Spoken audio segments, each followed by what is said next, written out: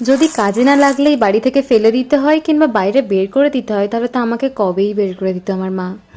সেই রকম সবসময় সবকিছু ফেলে দিতে নেই, কি জানি কখন কাজে লেগে যায়। রান্নাঘরে ঘুরঘুর করতে করতে এই ভাঙা প্লেটটাকে আমি দেখলাম। তোমরাও একটু বাড়ির একোনা সেকোনা খুঁজবে, তোমরাও নিশ্চয়ই এরকম ভাঙা ভুঙি অনেক জিনিস পাবে। প্লেট লাগছে আর লাগছে গুলি।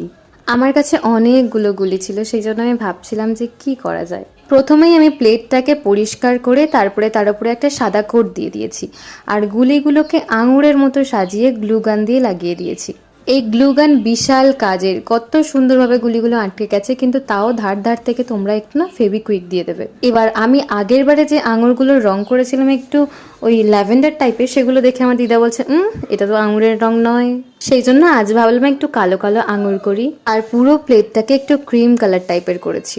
আর সব শেষে যে জিনিসটা আজকের এই কাজটাকে আরো সুন্দর করে তুলেছে, এই সোনালী কালারের বর্ডারটা। রংগুলো ভালো করে শুকনো হয়ে গেলে তার উপরে তোমরা ভার্নিশ ব্যবহার করে নেবে। এবার দেখতেই পাচ্ছ কত সহজে কত সুন্দর একটা জিনিস বানানো হয়ে গেল, তাও একটা অপ্রয়োজনীয় জিনিস দিয়ে। তোমরা দেখে জানিও তোমাদের কেমন লাগলো, আর তোমরাও ট্রাই করো।